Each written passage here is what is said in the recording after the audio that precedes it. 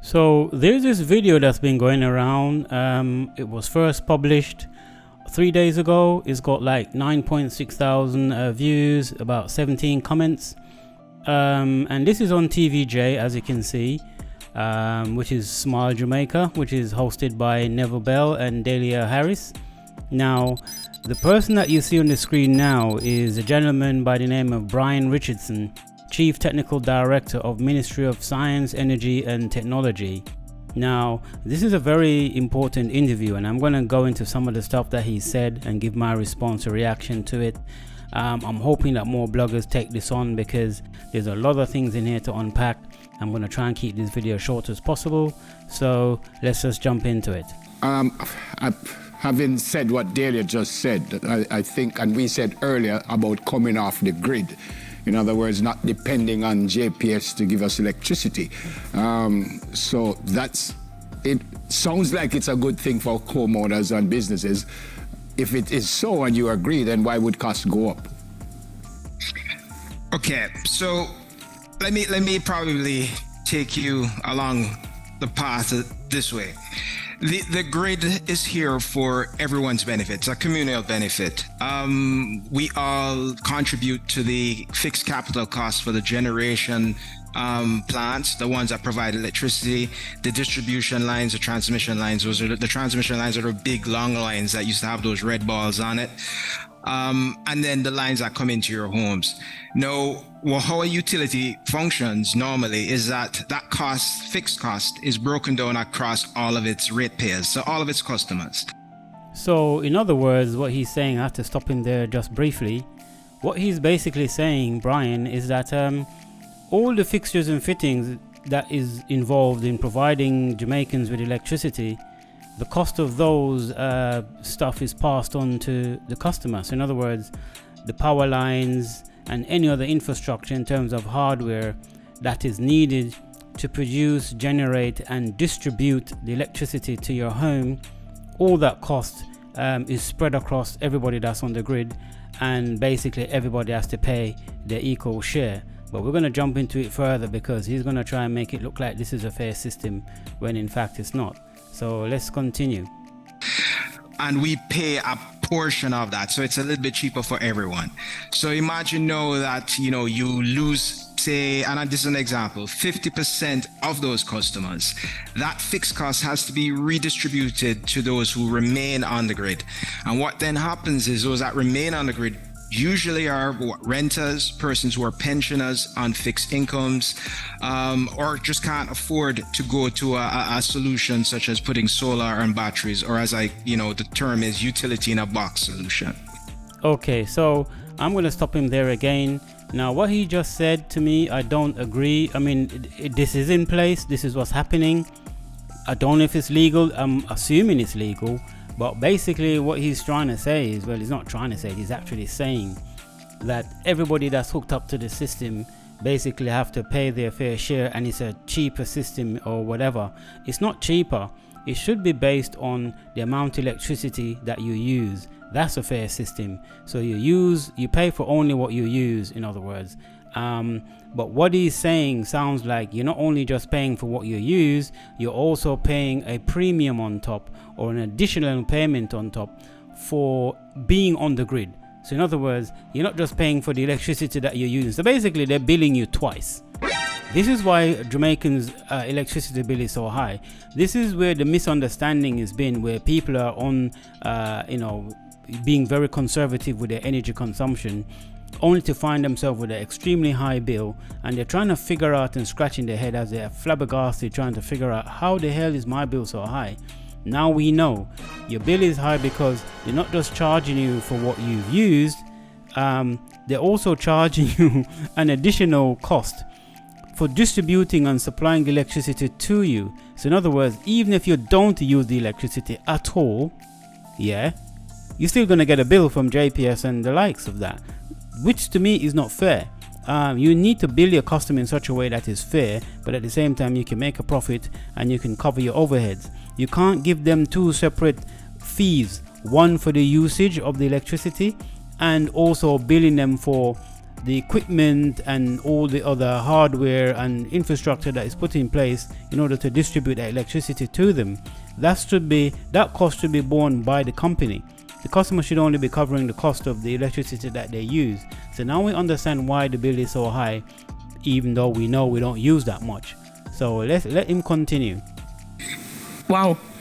So I'm a layman. I'm thinking to myself. Let me stop Delia there. She's lost for words, and you can look at Neville's face. He's like, I don't agree with this system at all.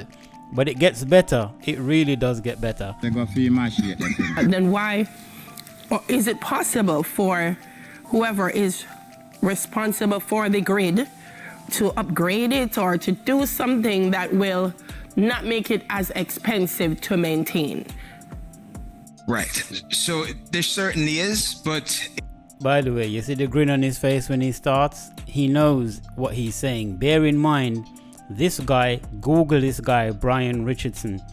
This guy is well educated in the field of petroleum industry, and petroleum industry is basically crude oil and natural gases and so on. So everything that he says is going to have a skew or a bias or a slight bias towards the petroleum industry and the organizations or institutions that he represents.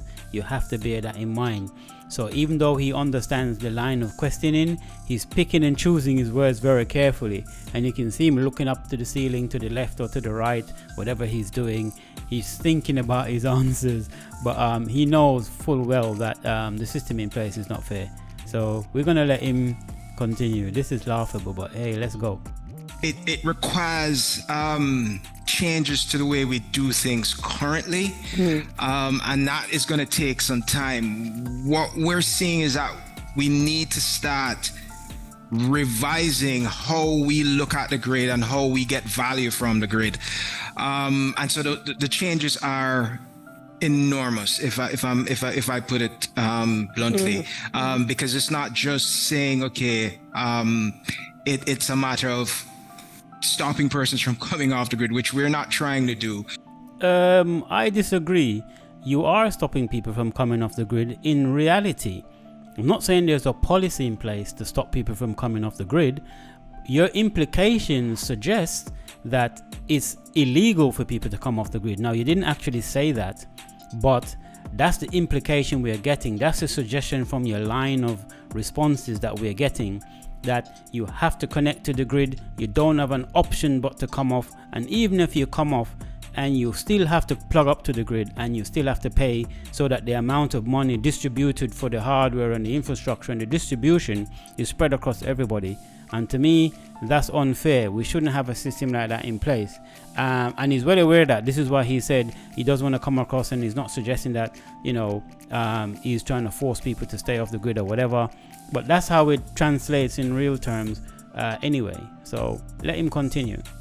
We have to find a way of making distributed energy, which is the solar that persons put on their roof and it's connected to the grid, trying to find a way to make it a part of the system that provides energy to everyone.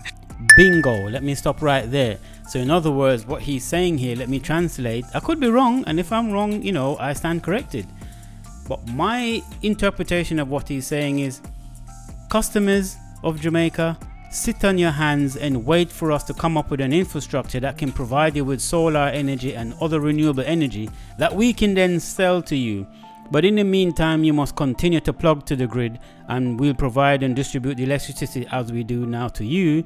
And then later on, we'll have infrastructure in place for solar, for hydro, dams and so on, which is water. And we'll have wind turbines, or wind farms as they call them, for wind energy. All these forms of renewable energy. There's another one where you can use waves from the ocean, because the waves bobs up and down. You can sort of generate electricity from that as well. So he's basically saying, wait until we, the electric utility suppliers, come up with these infrastructure, then we can provide it to you. Now this might take 5 years, 10 years, 20 years down the line. He's already outlined that it's a very major thing to do, and it's very difficult and it's complicated and so on. So we must just sit in our hands and wait while some people do. For those who can afford it, they should switch over. Why shouldn't they? Why should people wait until the likes of JPS, for instance, come up with a solution to provide to their customer at a price? Because that's all this is really. So let's go. And that's working with the regulators, and that's working with the utility company as well. Exactly. I just explained that. Anyway, let's go. Mr. Richardson, it's kind of the same question. All right, so 100 people on the grid, 50 of them come off. Would it not be cheaper for the JPS also? Because would they not have costs or less cost because they're not providing stuff for the 100 people? Certainly it would if they were starting right at that time the 50 came off. But remember, when they started, that the grid, or when Jamaica had the grid would have been designed for a particular, that 100 demand. Okay. And so that fixed cost gets put into the ground. So the wind farms, the solar panels, the hydro, that gets put into the ground looking for that 100. Now, when you have that 50 coming off the grid, we still have the fixed cost for that 100. Okay, still have the fixed cost for that 100. I had to stop him there because you see this diagram that you see on your screen now? That's exactly what I've just explained. They want customers to sit back and wait until they can come up with their own hydro dam system, which is hydro energy, or turbine energy in terms of wind, or you can see there's one there for nuclear as well, but Jamaica doesn't have nuclear type energy for generating electricity. So we have a more traditional petroleum way of doing it. Now, you can't force people to sit around and wait for the likes of JPS or whatever to come up with these type of solutions and then provide them to their customers, because then it's the same old situation is going to happen again. They're going to want to charge you for the distribution and everything. So imagine, in other words, look at those wind farms, turbines, and look at those hydro dam top left. Yeah, they're going to charge you for the distribution and the infrastructure that they spend money and put in place. They're going to pass that cost on to you. Not only that, this is what the implication is. I'm not saying this is what they're going to do. This is the implied logic I'm getting from it, and I could be wrong. So whilst they pass on all these, this cost of these infrastructure to you for these new technologies that they're going to come up with, which is renewable energies, they're then going to turn around and also charge you for the usage. That's not a fair system. I'm sorry, that isn't fair, because you're telling people to go renewable energy, but then you want to be the one to provide them with the renewable energy and charge them, a monthly fee for the amount of energy that they use. But at the same time, you want to also charge them for the infrastructure you put in place to provide them with that renewable energy. You know what? In the long run, it's cheaper to just get your own solar system and put on your house or put on your property. That's the better solution, because once you have it up and running on your property, you don't have any monthly payments to pay. So they still want to fleece your pockets to get that money. And I'm like, that's not a fair system anyway. That's just basically using the same old system that they have now, petroleum, and basically what they're going to do is just implement that same solution but for renewable energy. That don't make any sense from a customer's standpoint. That's only profit for the shareholders and the investors and for the companies like JPS, which I understand is probably privatized. Correct me if I'm wrong. I don't know if they're privatized, which means half of that profit is probably not even benefiting Jamaican society or economic system anyway. So, hey. Great. Okay. So I hope that gives you a little bit more understanding of. I understand exactly what you said. The other. Yes, we understand clearly. Let's go, Neville. The thing is, even if you come off the grid, and this might sound like a strange question, even if you come off the grid, are you not still on the grid? I mean, the cost, you're not going to be paying 10 million, but don't you still have to pay 10,000 or, I'm just using those numbers. Are you still not there? Hopefully not, but let's hear what he's got to say. There's a requirement, I believe, and I could be wrong, that you have to stay connected to the grid. Right. Yes, but so if you design the grid, you design it for a particular demand. And that demand, what you call revenue decay, if that demand goes away, so if it's 100 kilowatts you designed it for, and no persons are still connected, but you're not using the 100, you're using maybe 2 or 3 because the rest is being provided by the solar system. The full cost of the grid isn't being paid for by that bill that you get at the end of the month. So, well, let me stop you there, Brian. That's not the customer's problem though, is it? That's not the customer's problem. That's your problem. That's your institution's problem. That's the supplier's problem.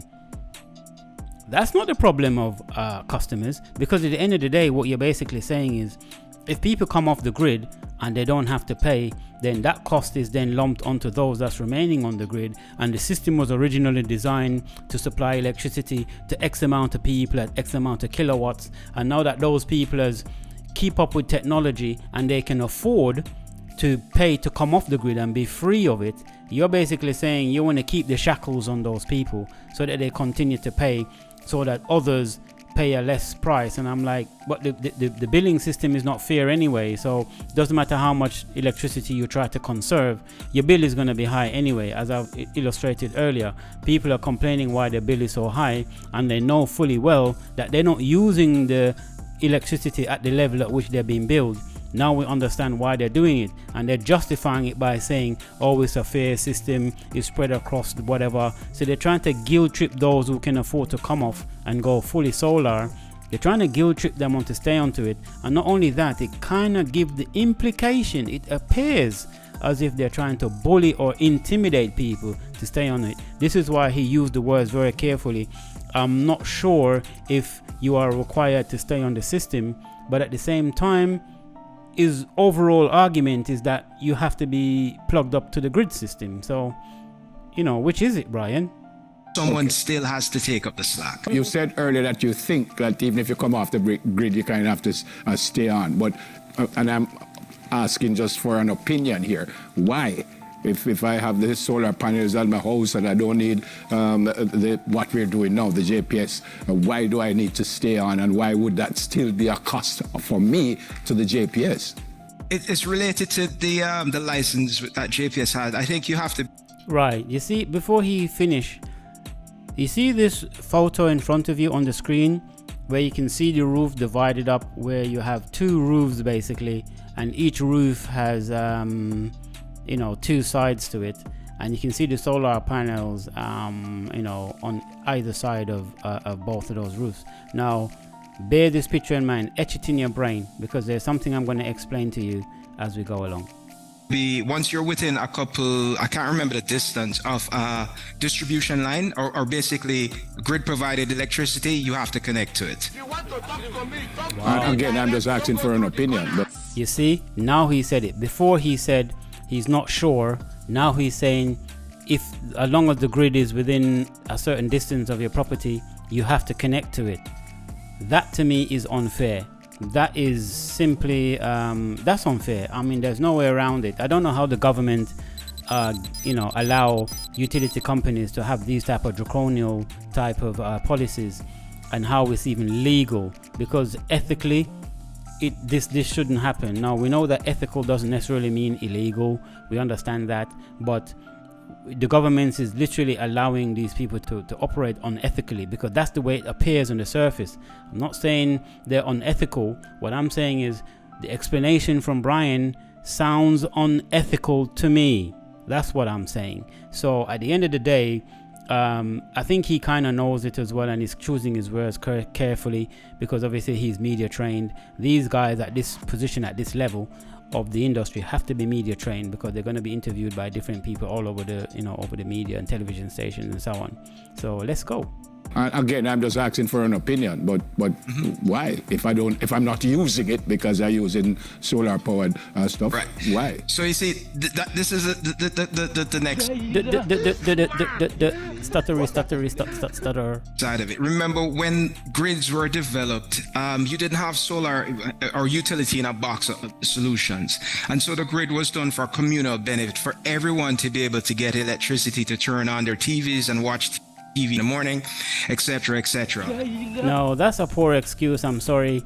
From my recollection, you can correct me if I'm wrong. Do the research and Google or whatever. Jamaica had electricity before a lot of countries around the world. Jamaica is one of the few countries in the world that had electricity before everybody else. And unless I'm mistaken, Jamaica even had electricity before America. I'm not sure how long ago, but it was a few years that they have electricity before even America. So we have to bear that in mind. So if you're looking at a system that's going back from that point till now, you're telling me that of course there's going to be an increasing demand on the actual grid system, because the population has grown. The population now is some 2.82 million people in Jamaica, or somewhere around that ballpark figure.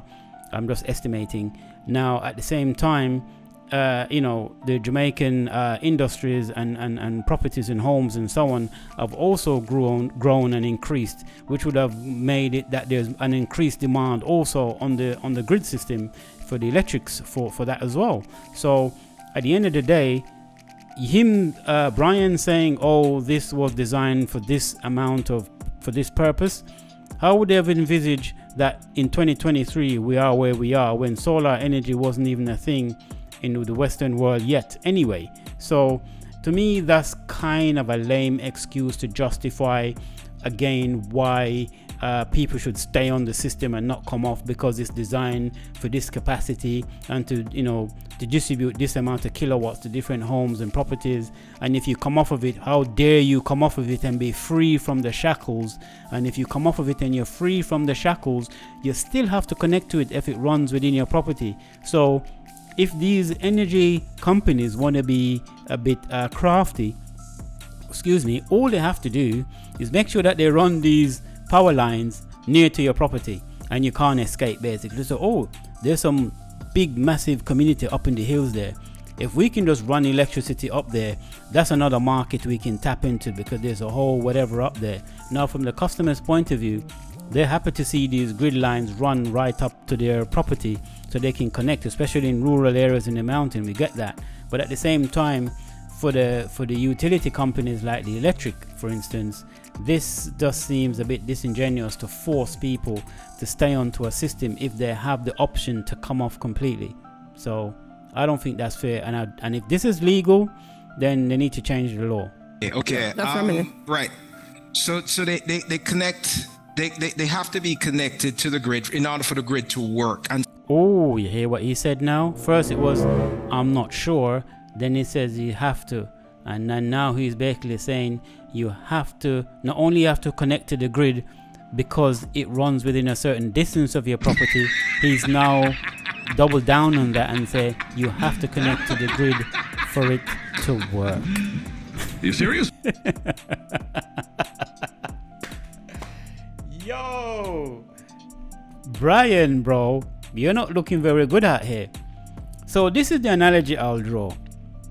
I'm in my community, or we're in our community, and imagine, I don't know, somebody open up a grocery store around the road from you. It's within a certain distance of you, and you're now required to shop at that store because it's within a certain distance of your home or your property. So when you're going to buy your grocery, you have to buy from them. That's what this sounds like to me, which is crazy. Some people might go and shop there because they have the option. You're going to have the option where they want to shop at a store that's close to you. You will shop there for convenience. Now, that doesn't necessarily mean the products and the services that shop is offering is at good quality or at a high standard. So you would be able to travel further afield and get better quality service and better quality product if at the end of the day they're offering a better service and a better product than the one that's nearer to you. Some people will prioritize quality over convenience. You understand me? So this is what this sounds like to me, which is crazy. But hey, let him continue. so that's what was designed, and that's how the license comes about. And so once you're within a particular distance from the distribution lines, you have to be connected. But it's not just here, it's worldwide. Let me stop you there again, Brian. That's not true. That's not worldwide. You know that. In the UK, for instance, you don't have to connect to the grid. You can completely come off the grid 100%. But the way they do it is you pay what is called a discharge fee, okay? Now, you pay a discharge fee because I'm just going to try and do this as quick as possible. Now, in the UK, your electricity is estimated for the coming year, for the future. You haven't used it yet, so they estimate it. But that estimation is based on history. So in other words, let's say they estimated that your bill is going to be £1,000 for the year. I know that's a lot. Let me use a different figure. Let me calm down. Let's say your electricity is about, I don't know, £540 for the year.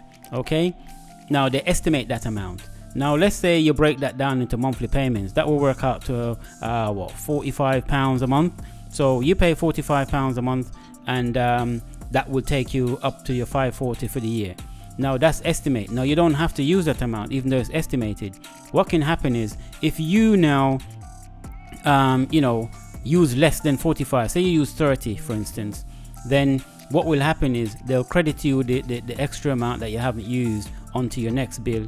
And not only that, when the next coming year comes, your estimated bill would be less, because they're estimating your bill for the year based on your previous year's history. But at the same time, we have to bear in mind it's an estimated bill, but that's a fair system because they estimate it based on your history of usage, but at the same time your actual usage is what you're being charged for. So that's what I'm saying. Now, because just to make it simple, let's say the billing year starts from January to December, just to make it simple.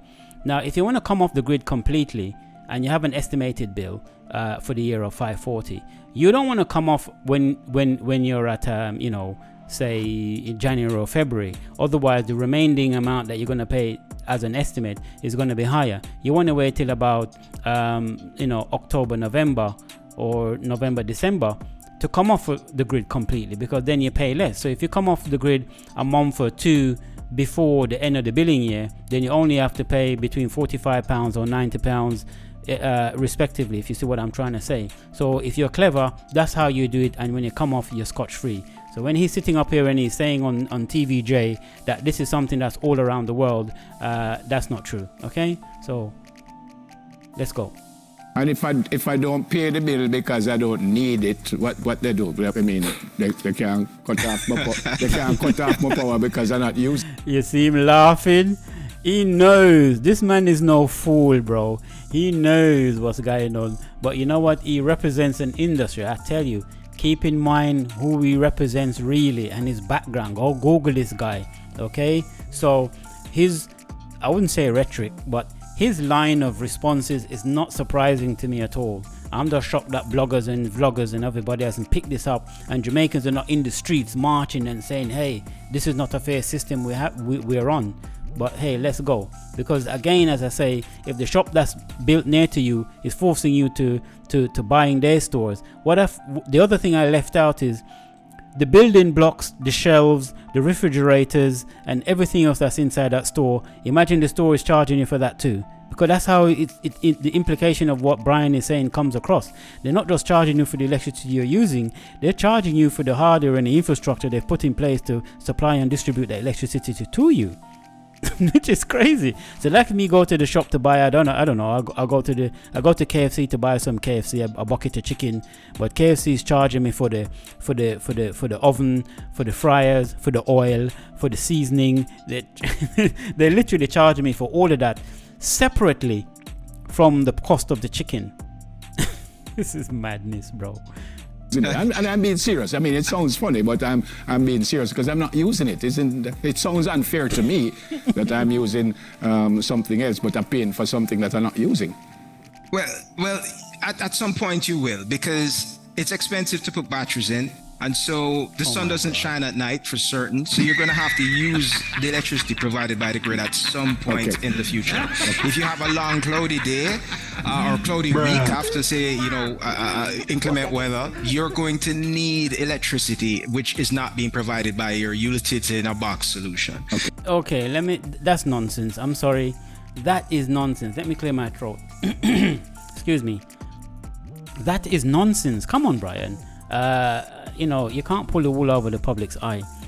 Let's just tackle this. Now, you have to connect to the grid. You're going to need the grid at some point because you need to charge the batteries, or what they call the storage packs, for solar energy supplying systems for homes and properties. That's not true. Remember that image I told you? I think I'll just bring it up on the screen at this point. Remember that image I showed you where you can see the roof with a separate lines of panels on each of the roofs? Now, you can have one roof or a section of a roof that's dedicated to charging the batteries on a well-lit day. I wouldn't say a well-sunny day, on a well-lit day. There's a difference between a well-lit day and a well-sunny day, because you can have a sunny day, but the sun is not like literally clear blue sky sitting in the sky. And unless I'm mistaken, solar energy comes from the light energy and not necessarily the sun, as in terms of solar. I don't know, I'm not an expert on it, so correct me if I'm wrong there. But you can set up your solar setup in a way where X amount of your solar panels are dedicated to charging your battery packs, and the rest of it is dedicated to supplying electricity to the property. Okay, and then that's on a well lit day, on a well sunny day, a clear blue sky. Now, even if that's not the case, so that's point number one. Point number two is, I remember back in the day they had Delco machines that uses petrol. It's a bit draconian and it's not the same, it's rudimentary. But hey, at the end of the day, that's another solution you can use to charge your battery. You can have a Delco system set up strictly just to charge your batteries, and then once your batteries are charged, then when night time comes or whatever, when it's not as sunny, you can use your your electric battery packs, or even use the Delco in simultaneous in conjunction with it.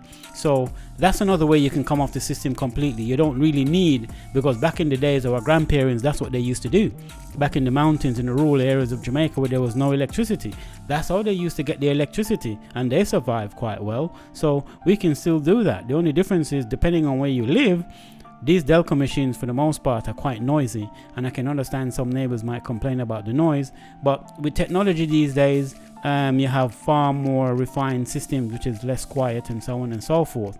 So that's number two. Number three, you can have solar panels not just on your roof, you can have them in your garden. You can have them in your back garden or somewhere in your backyard.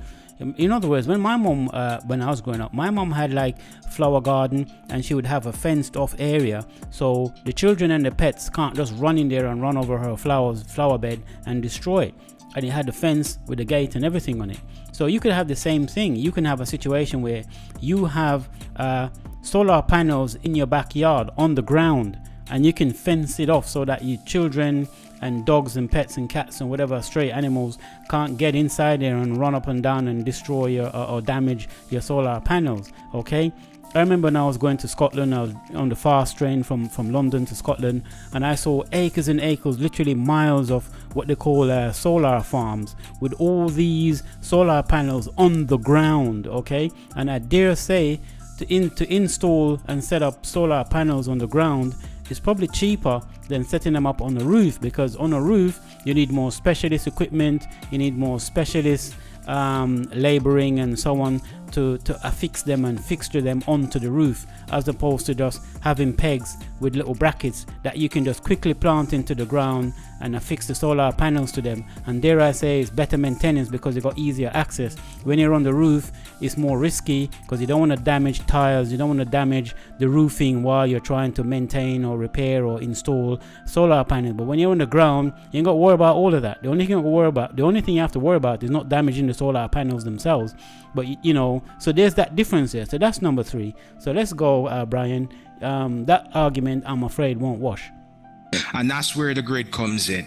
And so, like I said, that fixed cost, if you're just paying for that portion, not the whole, then you're realizing that it has to be shifted to somebody else. Which is not fair, actually, Brian, because what you're doing is you're not only guilt tripping those who can afford to come up, because let's not make any mistakes. Only the rich can afford to come off and go completely solar, grid free, and be completely solar. Because you have to be a millionaire or a billionaire or some type of celebrity that's got lots of money, because these systems cost hundreds of thousands, I wouldn't say hundreds of thousands, but they cost thousands of dollars and thousands of pounds to install and set up. So that's what I'm saying. So to me, that's not a fair system at all, and you shouldn't punish people who can come off of it and also punish people who can't come off of it, because this is a double whammy. Excuse me. They're punishing people who can afford to come off of it by forcing them to stay on and pay, and they're also punishing people that's that can't come off of it, because what he's saying by his own argument is that they'll have to spread the cost across those who will remain on it, and therefore it's not very fair. So he's trying to guilt trip people to stay, and I'm like, that's not customers' problem. You can't guilt trip people or intimidate them, because this is how it appears, as if there's some type of intimidation. If you come off of it, this is what's going to happen, or else you have to connect to the grid system. But no one is actually challenge the courts. I would like to see someone challenge the courts and say, you know what, if I'm completely solar and grid free, I'm coming off of it, I'm disconnected, and I'm not connecting to it at all, and you can't force me to pay any money, and you can't force me to connect to it. Take me to court, and that will be a good precedence to fight, because that's not a fair system. I don't see how that's fair. So let's go. You're recommending that the current grid needs to be redesigned. Not redesigned, but how we get value from the grid needs to be reconsidered. Yes. Okay, which is basically what we've covered already, so I'm going to end the video here. Basically, he's basically saying how we get value from the grid. When you say we, you don't mean we, the customers. He means we, the utility companies and the industry that he represents. That's what he means by we, not us, the customer. Even though at one point in this video, he did say he would like to see, people going more, solar, and it's a cheaper option for customers. But at the same time, he wants to control the way in which that happens. In other words, these utility companies don't want people who can afford to jump off of it right now. They want to say, wait until we spend the money and invest in the infrastructure to give you different forms of renewable energy, whether that's via solar or via hydro systems or via wind turbines. And when we have all these three different infrastructure in place, then we will sell you the one that you want at a price. And as I've said before, they probably turn on and charge you for the cost that they incurred in setting up that system, because these wind turbines are going to cost money. These hydro systems that they put into dams are going to cost lots of money. It's going to run into millions. These wind turbines are going to run into hundreds of thousands, if not millions. And the solar panels are going to run into hundreds of thousands of pounds. So they're going to have to recoup that cost. And even though we say renewable, the other thing I'm scared about is that these companies are now going to buy up vast amount of land that could be used for farming, and instead use it for wind turbines and for solar panels, when they could be growing and feeding the nation. Which means it's just another way corporate companies is buying up land, using it for this purpose, and people are starving. So Jamaican people, you need to be on top of this and make sure that these companies don't buy up land that they can use for wind farming and to be used for wind turbines rather, and to use for solar panel, where they can just have vast amount of land just dedicated to that. It sounds good to supply, but it's better and more economically and more ecologically friendly and environmentally friendly if each household have that system in place, in my opinion, where you can free up the land for other usage rather than just have acres and acres of land stretching miles, and all you can see on it is solar panels or wind turbines. To me, that's a waste of land space. It can be done more efficiently, unless you're going to do it in an area which is uninhabitable, like you're in the middle of somewhere where nobody lives there, it's inhabitable, nothing grows there, and so on and so forth. You can install those renewable energy up in those areas, because you can always distribute it back down into the homes where it's habitable. So if they do it economically friendly, ecologically friendly, or environmentally friendly, then it can work. But my suspicion is that's not how these corporate companies, history tells us, that's not how they operate. So with that said, I'm going to end this video here, because I've gone on long enough already. Until next time, keep it locked, stay cool.